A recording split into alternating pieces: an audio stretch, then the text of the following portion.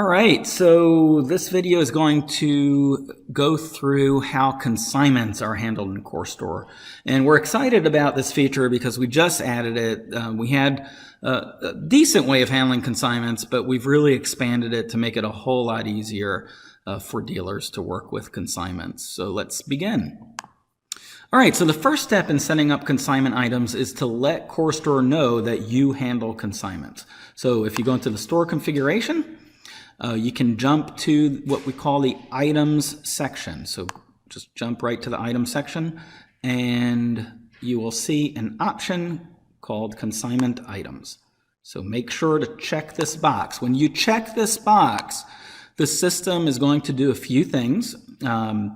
It will actually create some product tags related to consignment, and I'll show those to you in a second.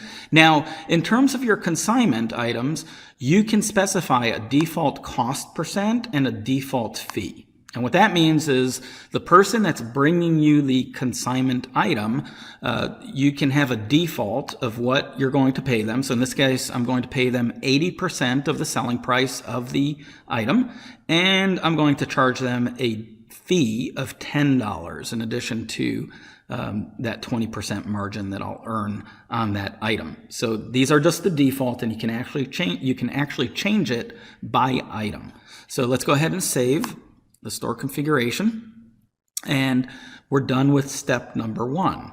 So step number two is when you're ready to receive an item that's a consignment item, you actually go into the receiving screen and you would add that customer as a supplier, because they are a supplier. They're supplying you with inventory. Again, you can add them as a customer as well if they're purchasing items. You know, there's a quick way when you're adding a supplier or adding a customer. You can actually search for the customer in the supplier screen, or you can search for the supplier in the customer screen. So in this case, again, there's no company name per se, so I can just put the person's name. So we'll go ahead and say James Dean, and that's really the only necessary, the company name, but I'll go ahead and put their first name and last name as well.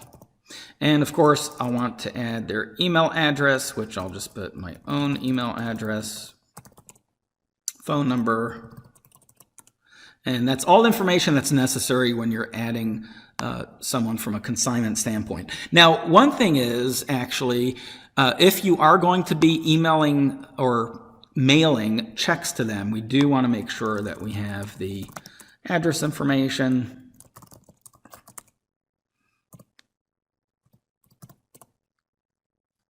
so those fields are necessary as well. Okay, so now we're receiving a new item that's a consignment item. So the first step is I'm going to add this new item to the system, and I'm just going to call it my test consignment item, and I can just choose, let's say, some type of accessory, and we'll go ahead and we can put the UPC code if we want. Again, you don't want to put a new item UPC because you don't want to mix it up between your new items and your consignment items. So it's not necessary to add this UPC, but if you are adding this to your website, of course, you want to make sure that there's some type of UPC code in here. So I'll just put test consignment 101, and my product ID, again, it's not necessary to put anything in there. So what's important here is that I mark this item as a consignment item. So now in the tags, I actually automatically have a consignment tag. You don't need to add that. As soon as you check the box that you're going to do consignments, coreSTORE makes sure that it adds a tag called consignment. Now, I mentioned there's a couple of other tags that are automatically added. One is called the sold consignment. There's also one called settled consignment. So the idea is while you have the item in inventory, it's tagged as a consignment item. When you sell it, it automatically will remove the consignment tag and add it as a sold consignment. And then finally, it will mark it as a settled consignment. So now that I have this item in the system, of course, I need to make sure that I put a price on the item. So I'll go ahead and go to the pricing tab, and you'll notice here it defaults my consignment cost percent and the consignment fee. So those fields show up now because I indicated to coreSTORE that I do handle consignments. So in this case, maybe I'm just going to pay them 75%, and let's say it's only a $5 consignment fee. And I am buying this item for, let's say, a cost of $100. And we can actually specify the selling price. Again, the cost doesn't really matter, right? Because I'm going to calculate the cost after the fact. So I really don't need that. So I'll just put my selling price at $100, which in this case, once I sell the item, the cost should be $75, and the system will calculate that for us. So let's go ahead and save this information. I don't think we need to really do anything else. And again, I haven't received the item. So, oh, I need a description. That's just letting me know that I need a description. So let's make sure we go here to item info and put in a description. Test consignment item. All right. Okay, now let's go ahead and add that item to the receiving, and it will default to a quantity of 1. If this is a serialized item, I could mark it as a serialized item and of course record the serial number of that specific item that I'm bringing into inventory. So let's go ahead and receive this item. Again, I'm not paying any money, so the cost is 0. I'll hit finish and hit OK. And that's it. I've got my consignment item in stock. So again, this is just coming from my website integration, so we can ignore those messages at this point. And really what I should have done, just to go back to that particular item, is made sure that I don't mark it as a website item until I'm ready to present it on the website. So again, I've got my test consignment item. You'll notice I have a quantity of 1 here. So at this point, if I wanted to, I can also print a report showing me what all of my consignment items are that I have in stock.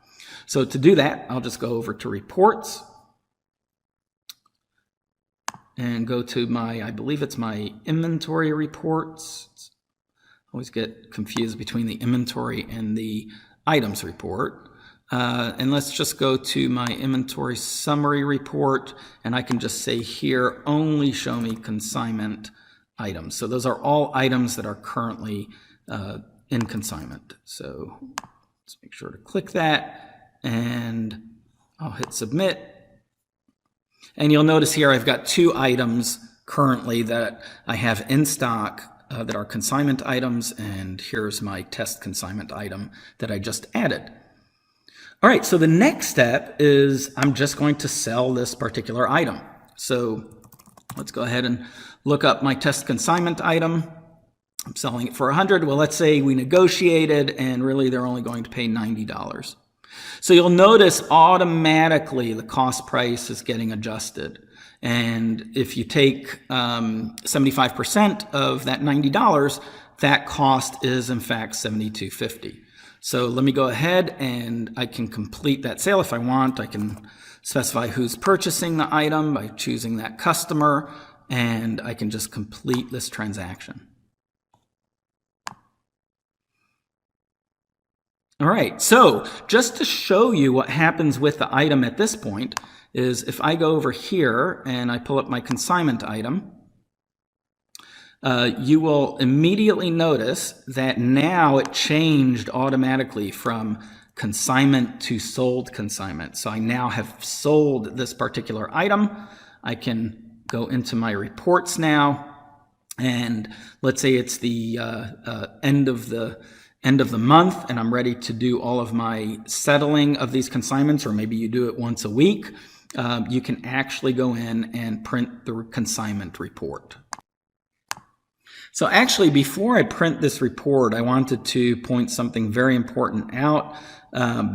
You need to make sure when you're adding this particular item that you actually make sure that the item has the supplier associated with the consignment item, so it knows who we're settling the consignment with. Now, it should have updated this, but it didn't, so I'll just point that out. So just make sure that when you go in that the item, and again, you can do this after the fact, but any consignment item, you want to make sure it has the supplier specified.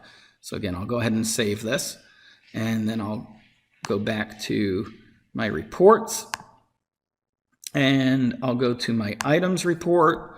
I will go to my settle consignments. I will choose the last 7 days, and now I will submit that report. And you'll see here that I've got one item to settle. And what I can do at this point is I can check any of the consignments that I want to settle, and I can just click mark as settled. So I can print this report, I can write some checks out, but one of the really nice features is we also let you create checks. Now, we allow you to create checks in conjunction with another provider called CheckKeeper. And CheckKeeper does a couple of really nice things. It allows you to create a check, and it shows you a PDF version of the check that you can print out and use as a real check. Alternatively, you can also set up an account with them where they mail the check, and I think it's $1.75. Don't quote me on that. You can check with them. Pardon the pun. But basically, it's really inexpensive considering the cost of a stamp and the cost of paper and the time it takes. But they will actually go to the extent of when you generate the check, they will print it out at their facility and mail it to the supplier of choice. So there are a couple of ways that you can create this check. Of course, you have to have the security rights to be able to create checks, and that's under the employee.